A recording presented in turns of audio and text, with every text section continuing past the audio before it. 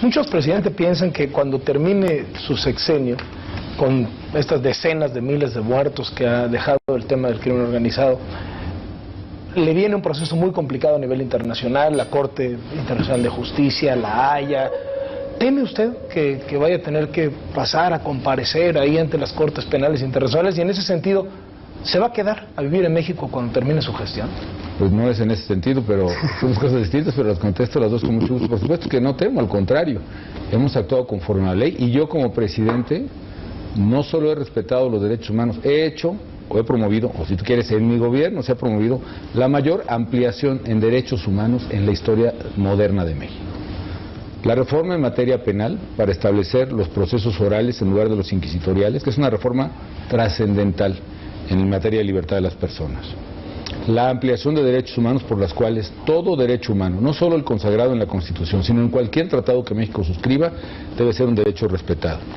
La reforma en materia de amparo, que hace por primera vez una vieja demanda de los abogados, que el amparo no solo proteja a quien lo interpone, sino establezca el principio erga omnes, que es a cualquier persona que esté en la misma situación. La reforma que yo mismo propuse a la ley migratoria, para despenalizar la migración, para darle derechos a los migrantes, aunque sean los migrantes en tránsito, lo cual en serio constituye la mayor ampliación de derechos que había. Entonces de eso no hay, al contrario, menor temor.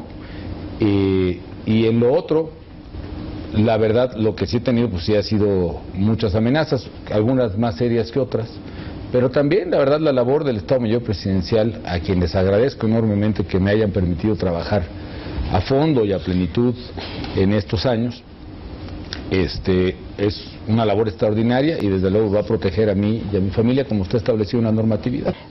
La semana pasada mucho se comentó su discurso de Veracruz, donde decía sí a la ley, pero la justicia, y le respondió incluso el presidente de la Suprema Corte de Justicia diciendo no, la ley siempre, siempre el procedimiento, siempre. Pero cuidado, Denise, yo no dije sí a la ley, pero, Bueno, era punto y luego sí a la ley y además la justicia.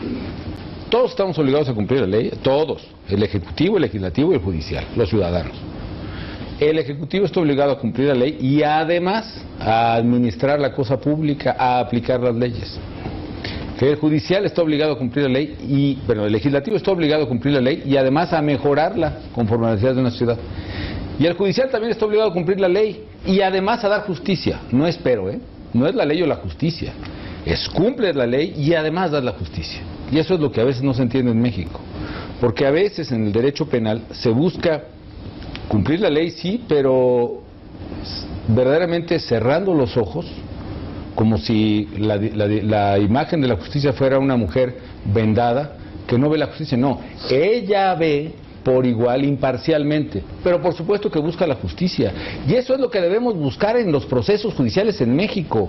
Estamos cometiendo un error si creemos que el papel del juzgador se limita a aplicar la ley, es aplicar la ley y además hacer justicia, porque te voy a decir como abogado que hay elementos de la ley que requieren una interpretación. ¿Sí?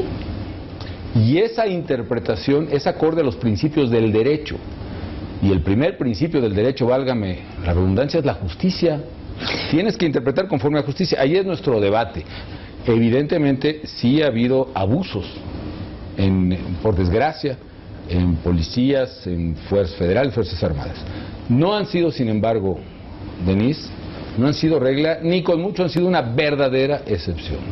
Simplemente, si consideramos el número de detenidos que ha habido por fuerzas federales, ponle que la gran mayoría han sido narcomenudistas que llegan al Ministerio Público y salen. La gran mayoría ha pasado así. Estamos hablando de más o menos, no sé, 150,000. Y de los cuales los casos señalados, por ejemplo, por Human Rights, etcétera, aunque hacen una relatoría, hablan de 60, pero en realidad los casos específicos que señalan en su reporte son más o menos una veintena.